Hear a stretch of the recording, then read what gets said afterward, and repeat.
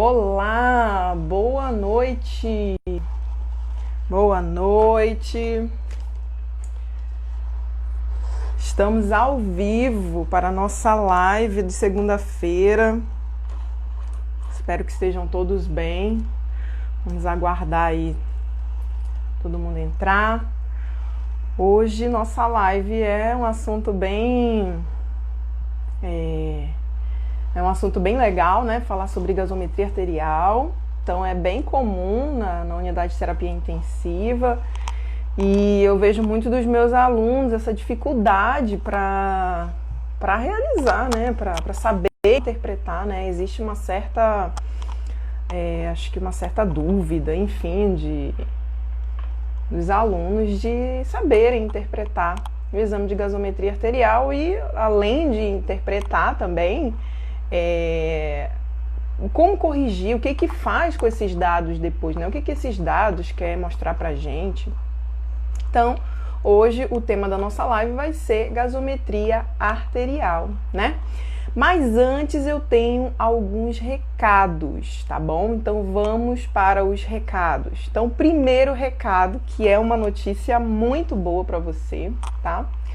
Que é a semana da ventilação mecânica. Então, teremos, né, em outubro, mais especificamente, então anotem aí, do dia 28 ao dia 2 de outubro, teremos a semana da ventilação mecânica, tá bom? Então, repetindo, do dia 28 de setembro ao dia 2 de outubro, teremos a semana da ventilação mecânica. Para se inscrever, como é que faz? As inscrições já estão abertas, tá?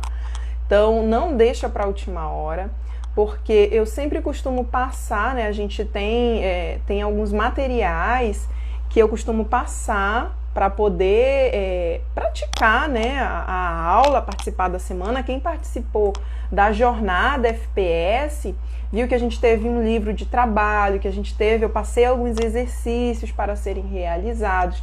Então não deixe para se inscrever em última hora, porque eu vou mandar um material para vocês. E aí pode ser que você não receba esse material a tempo de você se preparar para a semana. Então já vou avisando, semana da ventilação mecânica. Cíntia, o que eu vou ver nessa semana da ventilação mecânica? Então, eu vou ver tudo da ventilação mecânica? Não, também não é assim. Mas o que a gente vai ver na prática, tá? Na prática. A gente vai saber o que é a ventilação mecânica, quais são os tipos de ventilação mecânica, os modos, como eu vou iniciar, né? Quando ela está indicada, quais são os parâmetros, como que eu monto um ventilador, como que eu calibro, como que eu testo um ventilador, como que eu monitorizo o meu paciente, como que eu vejo que o meu paciente tem a sincronia, como que eu vou tomar aquela decisão, olha, meu paciente precisa ser estubado, né? Tá na hora de realizar um teste de respiração espontânea. E o que é o teste de respiração espontânea? Então, a gente vai seguir em uma ordem cronológica, tá? Desde a intubação, né? Desde a indicação da intubação até a extubação, tá? Então é a semana da ventilação mecânica, que vai ocorrer nos dias 28 de setembro, dia 28 de setembro a 2 de outubro. Então vão ser 5 dias de ventilação e sempre, claro, né, no método aí, com o método FPS, né, que é fisioterapia prática sistematizada. Então vamos ter alguns exercícios, tá bom? Vamos ter alguns exercícios também para realizar. Então esse foi o primeiro aviso, tá?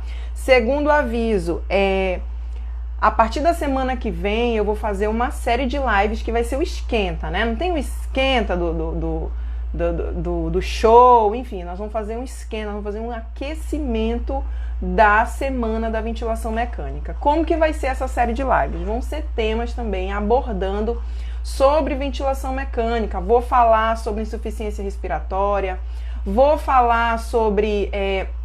a gente vai falar sobre tipos de ventilação, a diferença de ventilação invasiva, não invasiva, quando está indicada, quais são as repercussões hemodinâmicas da ventilação mecânica. Então, tudo isso eu vou falar a partir da semana que vem. Então, vai ter live todos os dias, a partir de segunda-feira. Coloque aí na sua agenda, tá? A partir de segunda-feira, todos os dias nós teremos lives, tá bom? Então, aquecimento da Semana da Ventilação Mecânica. A inscrição para a Semana da Ventilação Mecânica tá no link, tá? Que tá na bio do Instagram. Então, vai lá no link que tá na bio e se inscreve para ventilação mecânica, para a semana. E outra coisa, não esquece de confirmar o seu cadastro. Então, você vai colocar seu nome, seu e-mail e você vai receber um outro e-mail de confirmação, tá bom? Então, confirma que é para você poder receber todo o material que eu vou te enviar antes da semana, porque a gente vai ter prática também, vamos ter exercícios, tá bom? Terceiro aviso, quem mora aqui em Manaus, tá? Então, oportunidade, estão abertas as inscrições para o curso de aprimoramento profissional em fisioterapia hospitalar com ênfase em doenças infecciosas, tá? Então, é um curso gratuito, tá? Então, inscrição gratuita, você não paga nada. E é um curso que tem duração de 4 meses, você vai receber um certificado de 400 horas e é um curso prático, você vai para o dia a dia, na UTI, na enfermaria, lidar com pacientes, né, com doenças infecciosas. Então, oportunidade para quem mora aqui em Manaus, tá? Estão abertas inscrições no site da Fundação de Medicina Tropical, tá? FMT HVD, Fundação de Medicina Tropical Dr. Heitor Vieira Dourado. Então, vai lá no Google, digita FMT-HVD, tem um post também no meu Instagram aqui com a foto das inscrições e tem o link, tá? Então, copia esse link lá no seu navegador e se inscreve, é gratuito, vão ser apenas 10 vagas, tá? Só 10 vagas, então não é para todo mundo, horário só matutino, então vai ter o acompanhamento comigo e com os outros profissionais também. Então, não perca essa oportunidade, você aí que está formado, que quer se reciclar, que quer se inserir no mercado de trabalho, que quer aprender o atendimento da fisioterapia hospitalar e fisioterapia na UTI, porque vai ter também UTI, vai passar pela UTI pediátrica, UTI adulto e enfermarias também, e também ambulatório de doenças infecciosas. Então, excelente oportunidade para você que quer se capacitar. E só lembrando, tá? Essa é a segunda turma. A primeira turma, todos os alunos da primeira turma foram chamados para trabalhar na linha de frente da Covid. Então, todos foram capacitados, estavam aptos para atender mesmo esses pacientes. Então, ótima oportunidade, tá? Então, esse foi o meu terceiro aviso. E o quarto e último aviso de sempre, não se esqueça de se inscrever no meu canal do Telegram, tá? Então, tenho aqui no Instagram, tenho no Facebook, mas no canal do Telegram é algo que eu falo do meu dia a dia. Então, às vezes eu cheguei no plantão, encontrei uma sincronia, encontrei alguma coisa que requer alguma observação, alguma coisa do cuidado fisioterapêutico. Então, eu sempre coloco lá as observações, correções, o que é indicado fazer, o que não é. Então, é um assunto diferente do que eu abordo no Facebook e no Instagram, tá? Então, se inscreve no meu canal do Telegram também. O link tá na bio do Instagram lá, tem lá o link também, canal do Telegram, ok? Então, recados dados. Eu vou desativar os comentários. Quem tiver aí dúvida, tá? Alguma pergunta, coloca nessa caixinha, tá bom? Na caixinha do ponto de interrogação aí, que depois eu vou tentar, né, responder. Se eu souber, eu vou responder. Se eu não souber, eu vou falar que eu não sei, tá bom? E vamos lá, vamos falar sobre gasometria. Cíntia, eu vou saber tudo de gasometria? Não, gente. Assim, a gasometria, a gente vai falar algumas coisas, alguns aspectos, tá? Mas o ideal é que, para você aprender de fato gasometria, é muita prática. É você avaliar e avaliar diversas gasometrias, tá? Então, assim você consegue aprender de fato como interpretar uma gasometria. O que eu vou falar aqui são pontos básicos, mas que eu tenho certeza que você vai conseguir já pegar uma gasometria e conseguir avaliar, tá bom? Então, eu vou desativar aqui os comentários. Qualquer dúvida, vocês coloquem nessa caixinha de interrogação. Então, eu separei alguns tópicos aqui. Então, o que é gasometria arterial? Tá? Então, gasometria arterial, ela é um exame, tá? Um exame que é realizado em uma artéria. Então, normalmente, quem faz esse exame pode ser o médico e pode ser o enfermeiro. Fisioterapeuta coleta gasometria arterial? Não, tá? Não faz parte do nosso procedimento coletar gasometria arterial, tá bom?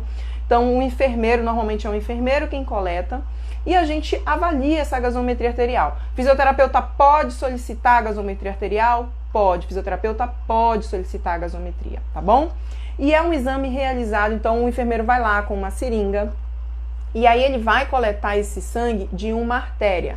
Normalmente, né, a gente tem a artéria radial, que é coletado comumente, mas às vezes tá difícil, o paciente ter demasiado, e aí ele opta, né, por uma outra artéria, tá bom? Então, quando a gente fala de gasometria arterial, é coleta de sangue arterial. Eu tenho também a gasometria venosa, tá? Mas aí eu já vou o quê? Essa gasometria venosa já é coletada em uma veia e não em uma artéria. Cíntia, mas tem diferença? Tem, porque a gente sabe que no sangue venoso e no sangue arterial eu tenho diferentes concentrações, né, de PO2 e PCO2. Então o sangue arterial ele é mais rico de O2, enquanto que o sangue venoso não é tanto assim. Se eu quiser avaliar como que está a oxigenação desse meu paciente, a ventilação desse meu paciente, eu vou optar por uma gasometria arterial. Mas se eu quiser avaliar somente o pH do meu paciente, posso optar por uma gasometria venosa, tá bom? Mas vamos nos atentar aqui para a gasometria arterial. Então, respondida a primeira pergunta, o que que é? É um exame, tá? Coletado, um exame de sangue, coletado em uma artéria para avaliação dos gases sanguíneos, O2 e PCO2. A gente também consegue avaliar o pH também por meio da gasometria, certo? E quais são os parâmetros que avaliamos? Então, já falei aqui 2, né? 3. A gente vai avaliar o pH, tá? A gente vai avaliar o pH do paciente, a gente vai avaliar PCO2 do paciente, que é a pressão de CO2, de gás carbônico, a gente vai avaliar PaO2 desse paciente, vamos avaliar saturação de oxigênio, né? Vamos avaliar também bicarbonato, tá? Os níveis de bicarbonato do meu paciente eu vou avaliar. Vou avaliar também o anion gap, tá? O anion gap. E vou avaliar também, por meio da gasometria, ela também me dá alguns eletrólitos que eu posso avaliar. Sódio, potássio, cálcio, né? Calciônico, outra coisa também, cloretos, tá? Então, ela vai me dar também esses eletrólitos. Então, tudo isso eu vou avaliar. Assim que eu avalio tudo isso, sim. O fisioterapeuta, por isso que eu falo que não tem como a gente ver tudo de gasometria, tá? Mas o principal a gente vai ver, porque ela é bem mais profunda do que a gente costuma ver por aí, tá bom? Então, são esses os parâmetros que nós avaliamos. Anotou aí? Vou repetir, ó. pH, PCO2, PO2, saturação, bicarbonato, anion gap e eletrólitos, tá? Potássio, cálcio, sódio e cloro, tá bom? E quais são os valores normais? Então, para a gente poder avaliar, saber o que está anormal ou se tem algum distúrbio ou não, eu preciso saber quais são os valores normais, né? Eu só sei que algo está errado se eu sei o valor normal. Então, qual é o valor normal do pH na gasometria arterial? pH, então, ó, pegue papel e caneta, anote, tá? Que depois eu vou passar uma gasometria pra gente ver aqui, corrigir, e você me falar qual é o resultado dessa gasometria. Depois eu vou abrir os comentários e eu vou querer ver os resultados aqui, tá bom? Então, vamos lá. pH, então pH, o valor normal é de 7,35 a 7,45, ok? PCO2, às vezes, ai, Cintia, eu não consigo decorar, eu tenho que ter alguma coisa anotado ali. Então, assim, dica, tá? Dica. pH, 7,35 a 7,45. PCO2 é só repetir o pH sem o 7. Então, PCO2, 35 a 45. Matei, isso aí eu já não esqueço mais. Feito? Então, pH, 7,35 a 7,45. PCO2, 35 a 45, tá? Outra coisa, ai, Cintia, é muita informação, é muita informação. É muito cálculo em UTI, é muito cálculo. Sugiro para você, tenha uma prancheta, tenha um caderninho, um bloco de anotações com todos esses cálculos, com todos esses dados, que vai te ajudar a interpretar, tá? Logo no começo é difícil você fazer tudo de cabeça. Até eu também não tenho tudo de cabeça, eu tenho as fórmulas tudo anotadas. Eu costumo fazer as fórmulas tudo à mão. Quem já viu hoje aqui no canal do Telegram, eu tenho a minha calculadora, eu faço tudo na minha calculadora, eu não gosto de usar aplicativo. Aplicativo é bom? É. Mas quando a gente faz na calculadora, a gente começa a ver as relações, né? Você consegue ver a partir da fisiologia mesmo. Ah, então isso aqui é o produto disso com isso. Então, eu prefiro mais eu mesmo calcular, tá bom? Então, continuando. PO2 no sangue arterial é de 80 a 100 milímetros de mercúrio. Esse é o valor normal, de 80 a 100, tá?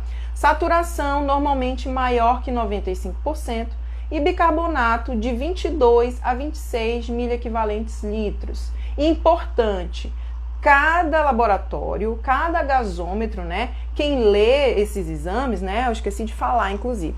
Depois da coleta da gasometria arterial, essa seringa com sangue ela é colocada em um aparelho que se chama gasômetro, tá? E o gasômetro ele vai fazer a leitura, né, das pressões parciais e depois, né, os eletrólitos, as outras informações, ele faz alguns cálculos ali para estimar os valores, certo? Então, eu tenho um gasômetro, um aparelho de gasometria e vai depender, o seu valor de referência de cada um vai depender. Por exemplo, no local onde eu trabalho, o pH é de 7,32 a 7,48, se eu não me engano. Então, não é 7,35 a 7,45. Então, o ideal é que você veja sempre o valor de referência do aparelho, tá? Do gasômetro. Deixa eu ver aqui o que é mais. Vamos ver aqui. Tá. Valores normais, né? E falei bicarbonato, ok? E quais são os distúrbios ácidos básicos que a gente tem? Então, primariamente, temos 4 distúrbios ácidos básicos. Eu tenho 2 distúrbios respiratórios e tenho 2 distúrbios metabólicos, certo? Os distúrbios respiratórios eu tenho acidose respiratória ou alcalose respiratória. Os distúrbios metabólicos, eu também posso ter uma acidose metabólica ou uma alcalose metabólica. Então, são 4 distúrbios que eu tenho ali, distúrbios do equilíbrio ácido-básico, tá bom? E como que funciona, né? Como que eu sei, Cíntia, como que eu vou saber que eu tenho um distúrbio, uma acidose ou uma alcalose? Então, primeiramente, quando a gente for avaliar, deixa eu só confirmar aqui, assim. Então, quando a gente for avaliar o nosso paciente, então a gente primeiro vai avaliar, depois a gente vai falar aqui um passo a passo para avaliação.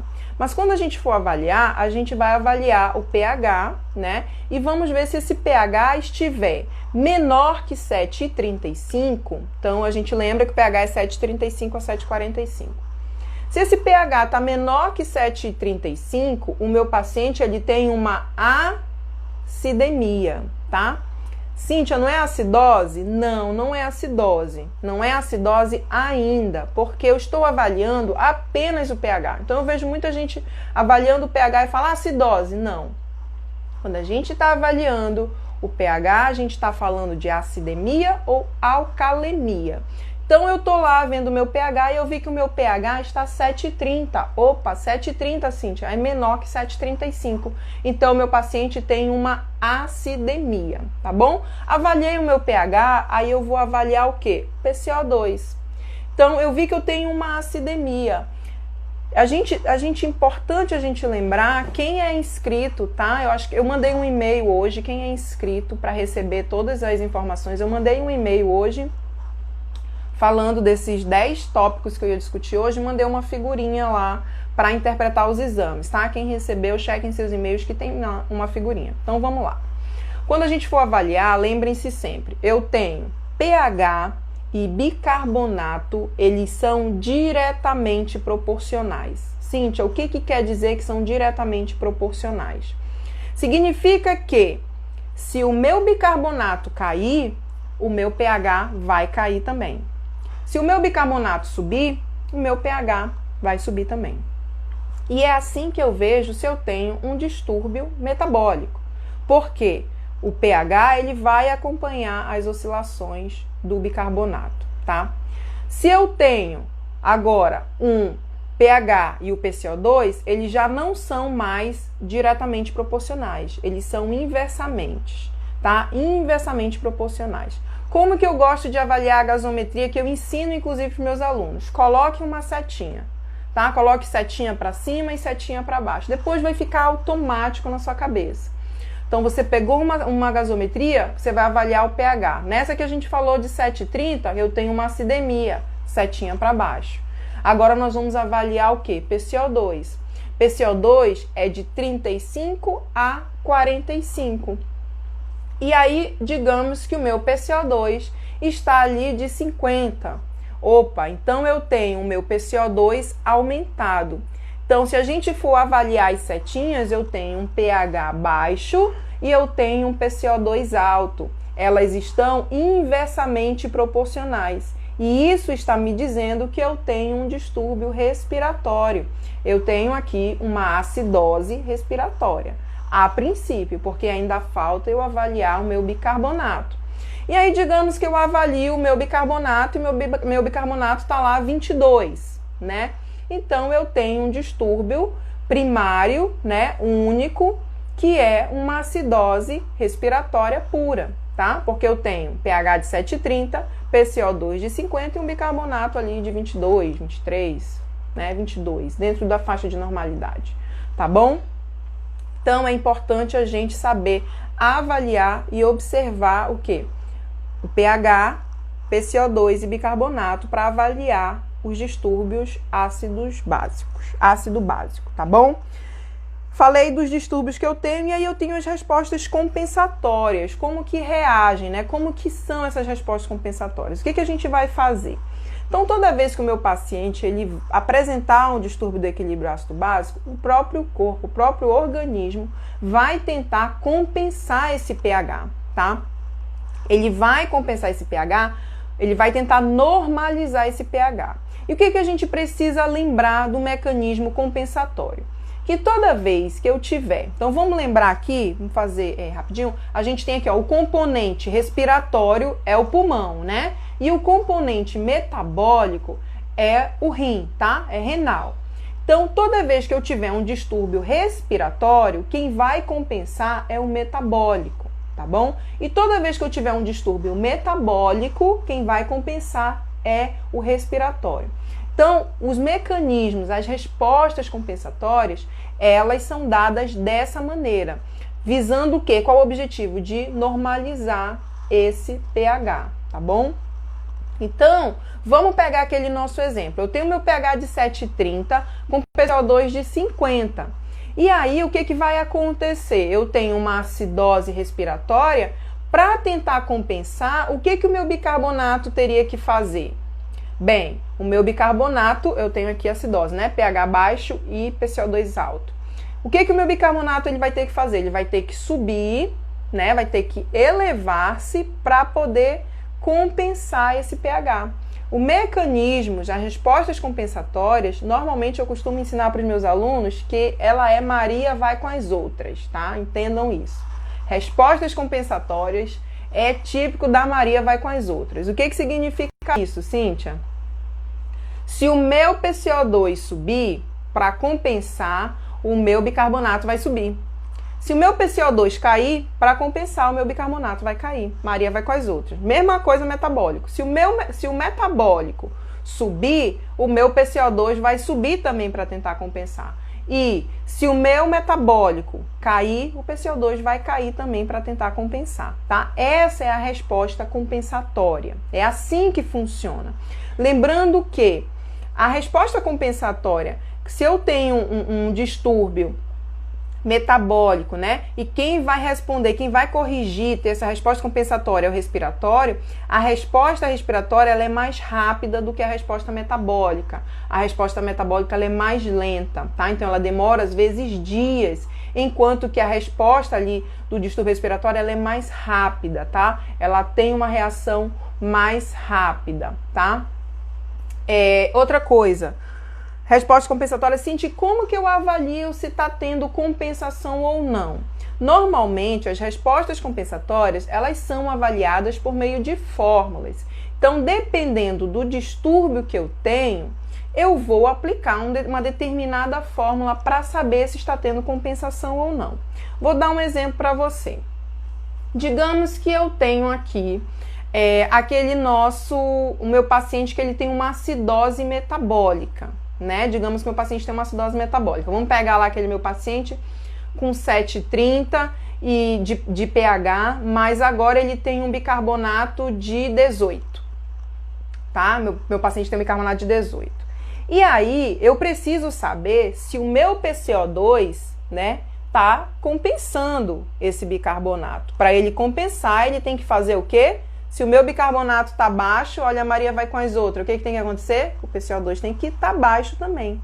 Mas aí eu pego, né, outra coisa que a gente se engana muito. Anote isso, tá? Isso meus alunos erram demais. Outra coisa que a gente tem que observar é o quê? Avaliar essa resposta compensatória. Então, eu tenho um pH de 7,30 e eu tenho um bicarbonato de 18. E aí, quando eu vou ver o meu PCO2, ele tá lá 35. Ah, Cíntia, tá normal. Então, é um distúrbio metabólico, né? De acordo com o que tu me ensinou ali no começo, é um distúrbio metabólico puro. A gente sempre tem que avaliar as respostas compensatórias. Como que eu vou avaliar? Por meio das fórmulas. Quando eu tenho um distúrbio, uma acidose metabólica, para eu saber se o PCO2 está compensando essa acidose, eu aplico a fórmula de Winter. Eu acho que você já deve ter ouvido falar na fórmula de Winter, ou se não ouviu falar, você já deve ter ouvido falar na fórmula de PCO2 esperado. A gente vai calcular, quando eu tenho um distúrbio metabólico, eu vou calcular se o meu PCO2 está numa faixa esperada para que ocorra essa compensação, por meio de cálculos, de fórmulas. Então, na acidose metabólica, eu uso a fórmula de Winter, tá? Que é a fórmula de Winter 1,5 vezes o bicarbonato mais 8, tá? Então, eu aplico nessa fórmula. Se o meu PCO2 esperado, que era para estar, digamos que a gente aplicou a fórmula, quem quiser pode aplicar aí, eu estou sem a minha calculadora nesse momento. Então, quem quiser, aplica aí e coloca aqui nos comentários. Eu vou até ativar os comentários novamente. Coloca aí, ó. Vamos pegar aquele nosso... Façam aí o cálculo, vamos ver. Vamos pegar PCO2, né? Aquele PCO2 estava de 35, eu tenho um pH de 7,30 e eu tenho um bicarbonato de 18. A gente vai saber se o PCO2, ele é PCO2 esperado para aquela acidose metabólica, se está ocorrendo uma compensação. Então, eu vou pegar 1,5 vezes 18 mais 8. Vejam aí quanto é que dá e coloquem aí nos comentários para mim. Se esse PCO2 que você encontrou, se ele for menor que 35, se ele for menor que 35, significa que o meu paciente, ele tem um distúrbio misto, tá? Porque esse PCO2 era para estar baixo e ele não está baixo, ele está alto. Então, se ele está alto, significa que o meu paciente está retendo CO2. Ele não está exalando CO2 para tentar compensar. Então, muitas vezes, o que não está acontecendo não é uma resposta compensatória, e sim um distúrbio misto. A gente sempre precisa avaliar a resposta compensatória, tá bom? Lembre-se disso. Alguém calculou? Coloca aqui nos comentários para a gente saber. Alguém tem aí? Eu estou com o meu celular, minha calculadora não está aqui e eu trouxe esse exemplo aqui para a gente discutir agora. Quem calculou, coloca aí para a gente, tá bom? Então, sempre avaliar as respostas compensatórias. Se eu tenho uma alcalose, né? Se eu tenho uma alcalose metabólica, Cíntia, se eu tenho uma alcalose metabólica, eu vou utilizar a fórmula de Winter? Não, aí eu já vou utilizar outra fórmula, tá? Que não é a fórmula de Winter. Eu vou utilizar a fórmula, anotem aí, ó, bicarbonato mais 15, e aí a gente vai ter o valor de PCO2 esperada para uma alcalose metabólica, tá bom? Se eu tenho um distúrbio respiratório, eu vou avaliar a resposta compensatória do quê? Do bicarbonato. Se esse bicarbonato subiu ou caiu, tá? Então, continuando. Dúvidas, qualquer coisa, coloquem na caixinha para a gente conversar mais sobre esse assunto, tá? Então, vamos falar agora sobre os distúrbios mistos, né? Que era isso que eu estava falando para você. Então, a gente sempre avalia as respostas compensatórias. Se o meu PCO2 esperado não está dentro da faixa esperada para compensação, significa que eu não tenho uma resposta compensatória. Eu tenho um distúrbio misto. Cíntia, o que é um distúrbio misto?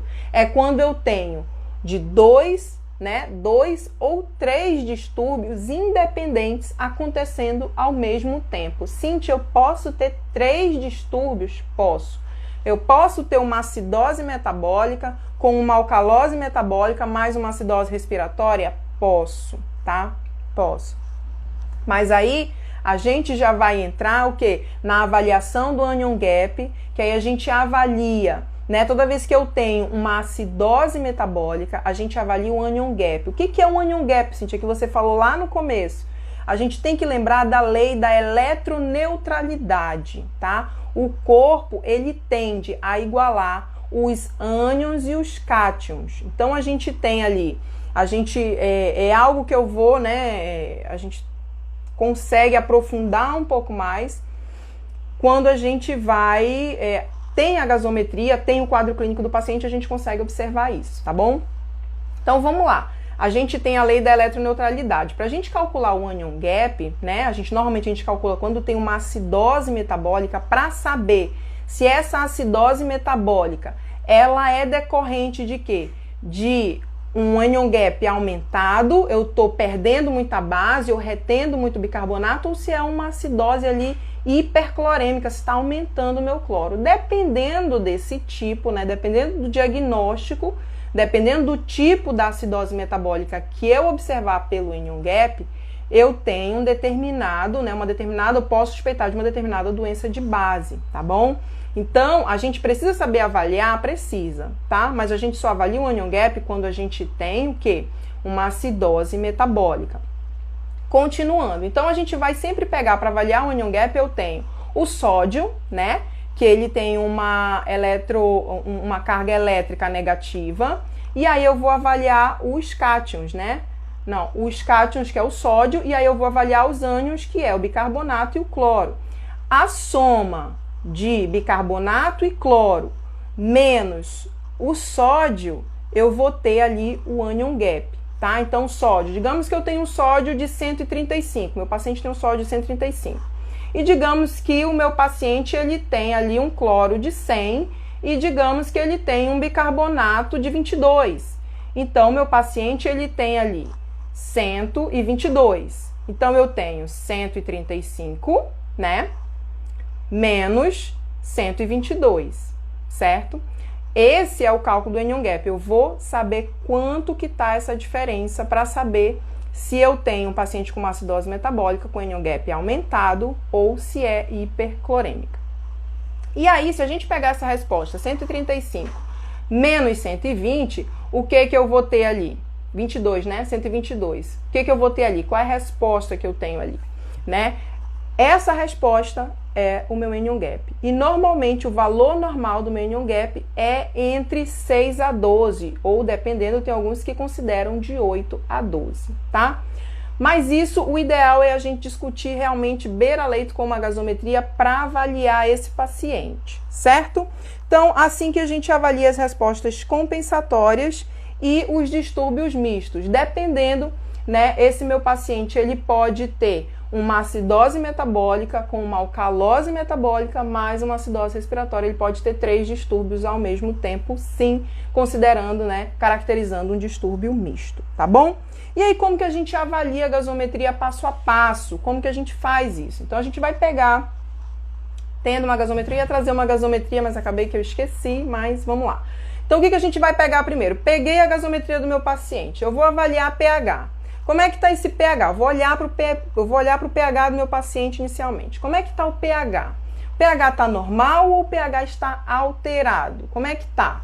Ah, Cíntia, o pH dele está alterado, né? A gente viu ali 7,30, está alterado, tá. Está alterado. Esse pH está baixo ou está alto? Ele está baixo. Então, se ele está baixo, eu tenho uma acidemia. Eu já falei que quando a gente está avaliando só o pH, a gente está falando de uma acidemia, tá bom? Depois eu vou avaliar quem? Eu vou avaliar o meu PCO2. Avalio o meu PCO2. Ah, quanto é que está o PCO2 do paciente? Então, eu tenho aqui, eu anotei aqui um exemplo para a gente discutir. Cadê o meu paciente? Cadê? Tá. Então, quanto é que está o meu PCO2? O PCO2 do meu paciente está 23. Né? PCO2 23.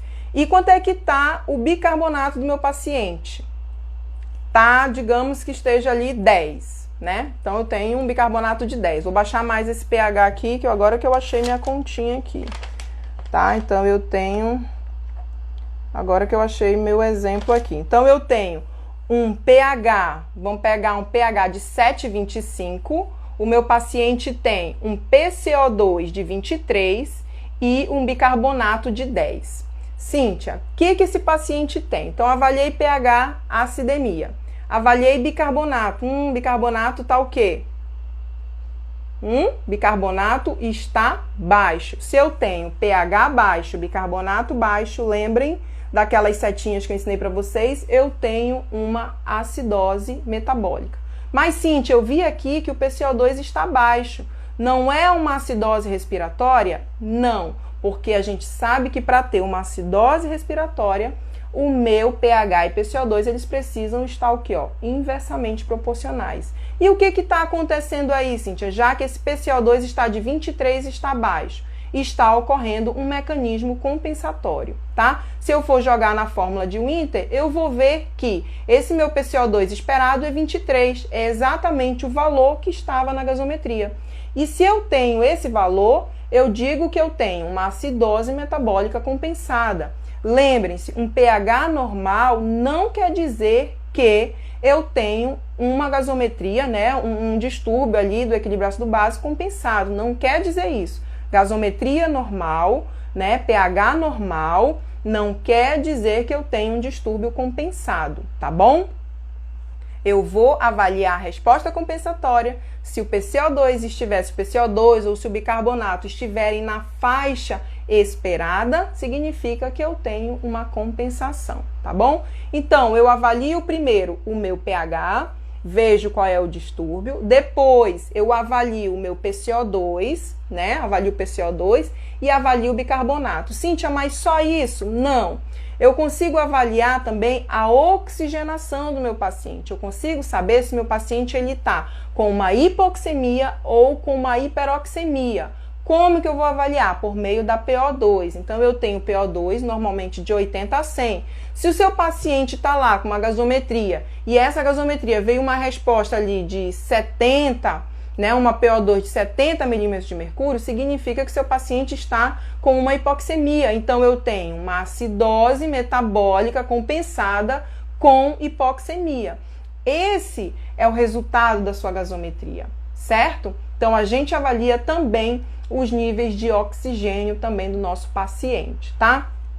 Importante lembrar que na gasometria, lá no finalzinho da gasometria, eu acho que tem alguns gasômetros que tem shunt, tá? Lá no finalzinho tem shunt. Às vezes, nós vamos avaliar um paciente, né? Às vezes coleta a gasometria e aí belisca um pouco ali a veia e mistura um pouco desse sangue arterial com o venoso.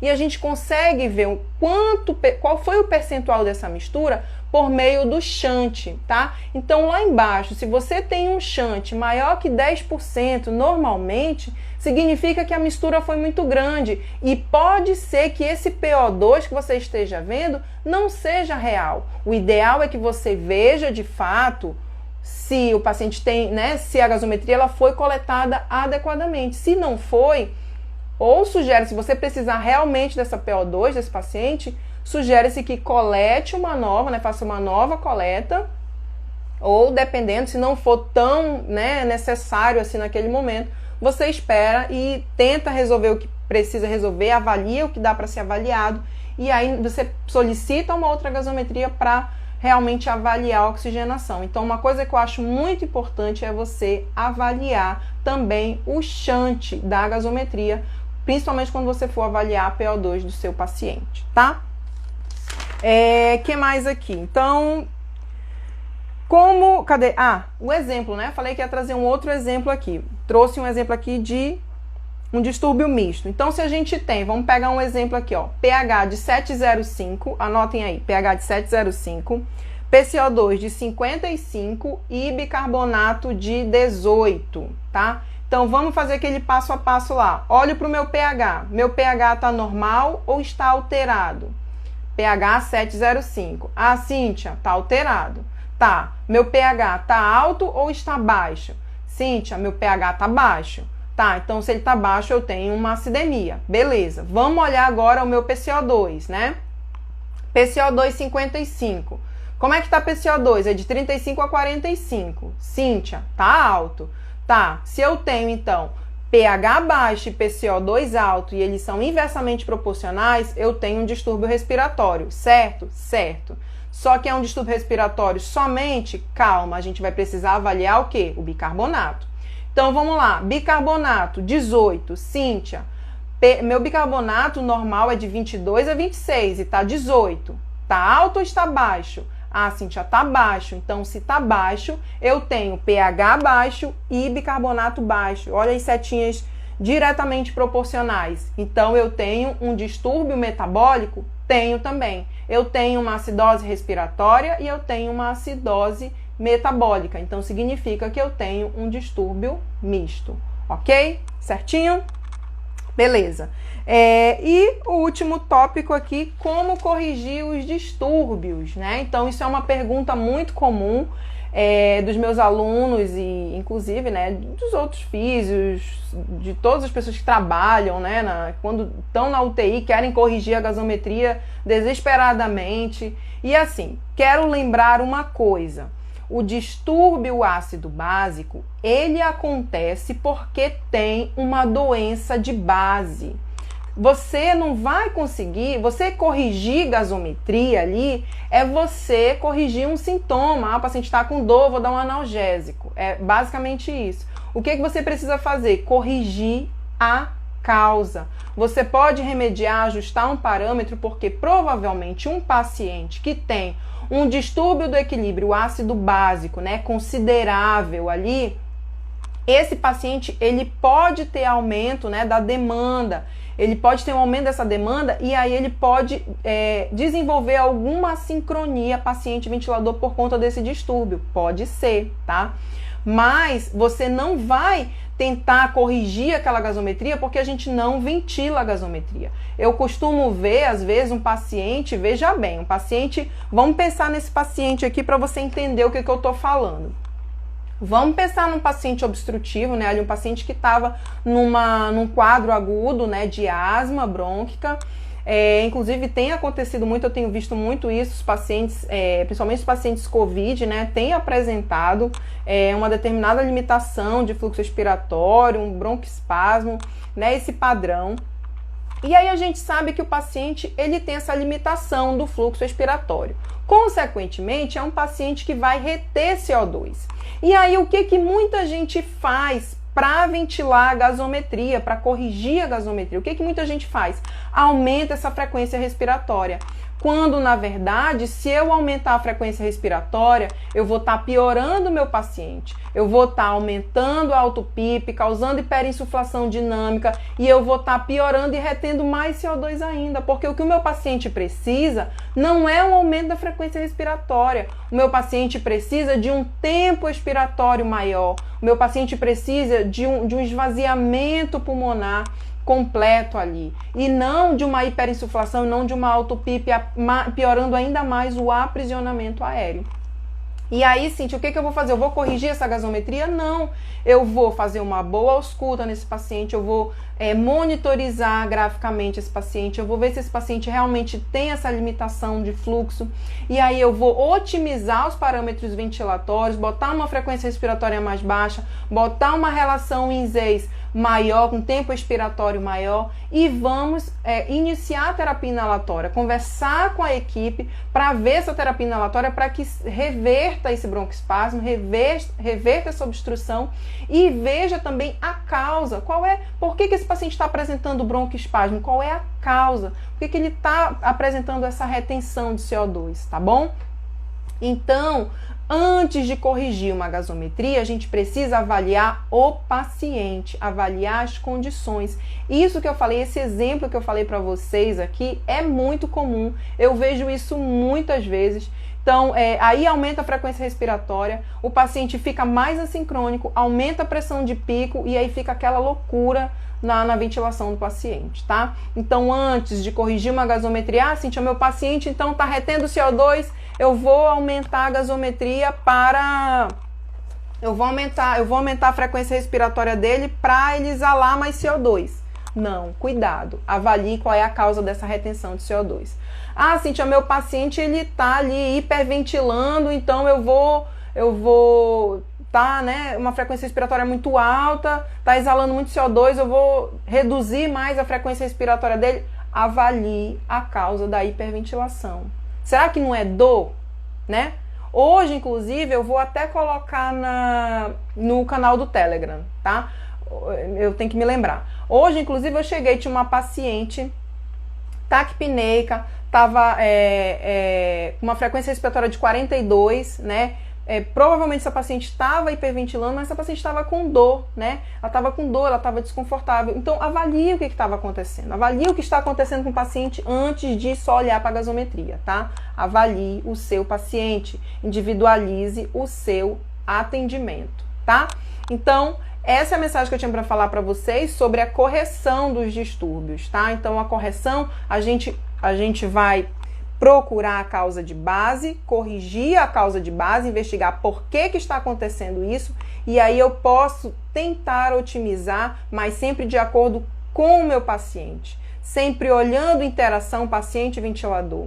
Ah, se meu paciente com uma frequência respiratória de 25, ele está fazendo autopipe, então eu vou deixar de 25? Não, eu vou deixar o máximo que eu consigo para que ele consiga exalar esse CO2, ter um tempo adequado, tá bom? Ó, Raimundo colocou aqui, temos que avaliar a escala de dor no paciente sedado. Exatamente. A gente avalia, né, pela BPS, tá? A escala para avaliação de dor em pacientes sedados, em ventilação mecânica. Você avalia esse paciente, tá? A paciente, eu avaliei a escala de dor dela hoje, estava 7. Né? A paciente estava franzindo o testa, a paciente estava assincrônica na ventilação, fazendo frequência respiratória de 42, com alto PIP, hiperinsuflação estava 1 causa a ventilação dela.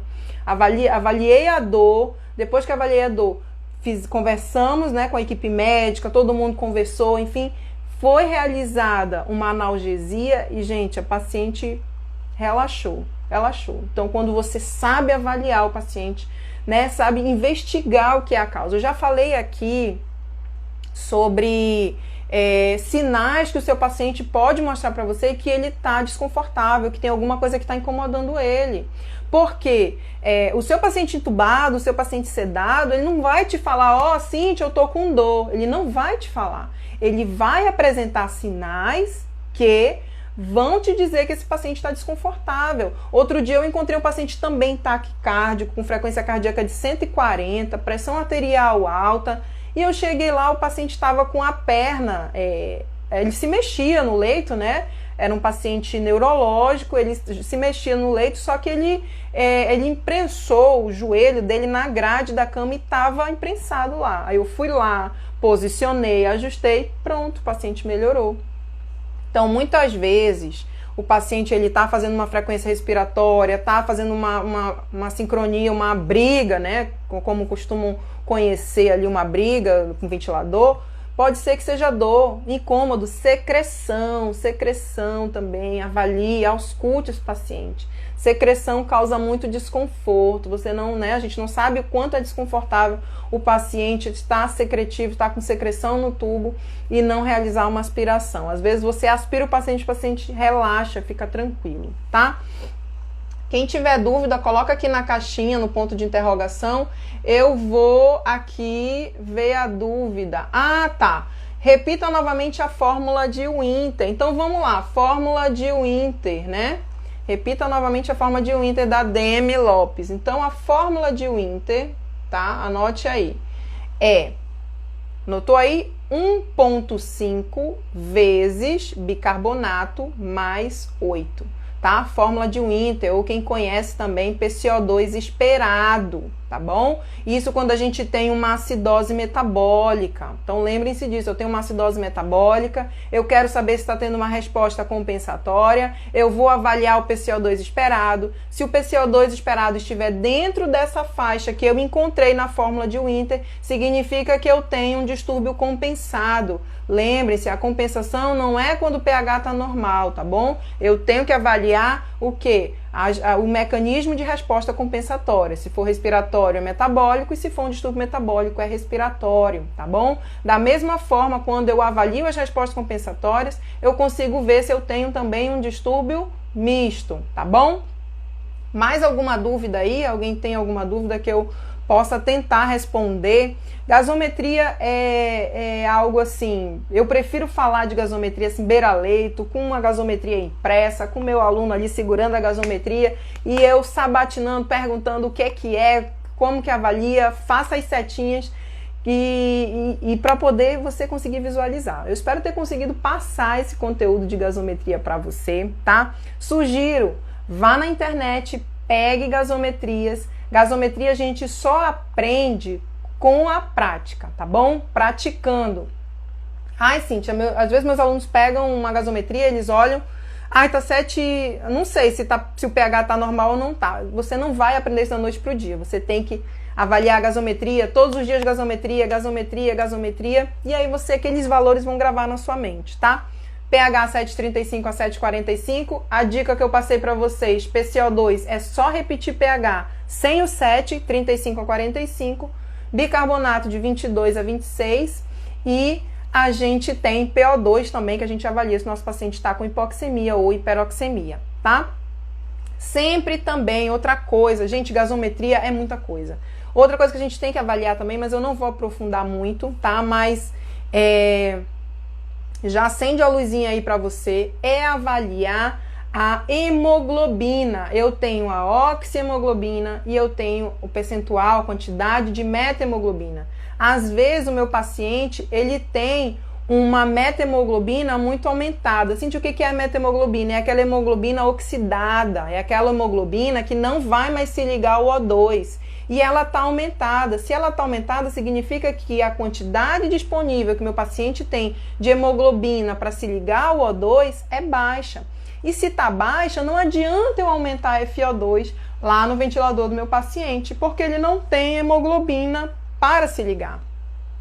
É importante também a gente avaliar curva de dissociação da hemoglobina para avaliar as questões da oxigenação do paciente. Mas isso a gente também pode aprofundar num outro tema de avaliação, né, de índices ali de oxigenação, tá bom? Então, deixa eu ver se tem mais alguma dúvida aqui. Cadê? Isabela, como faço para receber seus e-mails? Isabela, tem um link, tá? No Instagram, o link da bio tá lá. E tem aulas gratuitas. Quem tá aqui não sabe, eu gravei eu gravei 6 aulas, são 6 aulas gratuitas, só de fisioterapia na UTI, com conceitos práticos, como reconhecer um tubo obstruído, como monitorizar, como aspirar, tudo sobre o atendimento fisioterapêutico básico ali na UTI, que você vai precisar, que já vai te ajudar a começar, tá bom? Tem lá, então no link que tá na bio, você clica lá e tem lá, aulas gratuitas, fisioterapia. Outra coisa também, se inscreva na Semana da Ventilação Mecânica. Quem não estava aqui no começo, eu falei que teremos a Semana da Ventilação Mecânica no dia 28 de setembro ao dia 2 de outubro, tá? Teremos 5 dias falando de ventilação mecânica. Cíntia, mas tu vai falar sobre toda aquela parte, né, que a gente costuma ver nos cursos, né, assim, a ventilação, a parte bem técnica da ventilação. Não é a parte técnica, tá? A gente vai ver a parte prática, tá? Qual é a diferença dos tipos de ventilação invasiva e não invasiva, como que eu sei o modo, qual o modo que eu vou escolher para o meu paciente, quando que está indicada a ventilação mecânica, como que eu vou reconhecer uma sincronia, quando que eu vou reconhecer essa sincronia, quando que está na hora de descontinuar essa ventilação, e sem contar que a gente vai ter prática, tá? Então, quem não viu, teve a jornada FPS, que a gente teve um workbook, um livro de trabalho com atividades, que eu passei atividades para você. Então, se inscreve também, é uma outra maneira de você receber meus e-mails, tá? Se inscreve na Semana de Ventilação Mecânica ou se inscreve nas aulas gratuitas, você já aproveita e já recebe as aulas, já consegue também acompanhar e aprender mais algumas coisas também, tá? Tá lá no link que tá na bio, ok? Mais alguma dúvida, mais alguma pergunta? Eu espero que eu tenha conseguido passar alguma coisa para vocês sobre gasometria. É um assunto mais extenso, né? É simples, né? Mas requer um pouquinho mais de prática, tá bom? E deixa eu ver o que mais. Já dei meus avisos. Não se esqueçam de se inscrever no canal do Telegram. Eu agradeço muito a companhia de todos vocês e a gente vai ter live também na quarta-feira, tá? Às 20h07 teremos live também na quarta-feira e semana que vem teremos lives todos os dias como aquecimento da semana da ventilação mecânica, tá bom? Vamos ver aqui repercussões hemodinâmicas da ventilação mecânica, insuficiência respiratória e outros temas aí. Vai ser a semana inteira de aquecimento para a semana da ventilação mecânica. Se inscreva logo, não deixa para se inscrever em última hora, porque eu vou mandar o livro de exercícios, tá? Então eu preciso mandar esse livro de exercícios, eu vou mandar com antecedência, tá bom? Então, muito obrigada, uma boa noite, até quarta-feira na nossa próxima live, às 20h07. Um grande abraço, eu fico por aqui. Tchau, tchau, gente!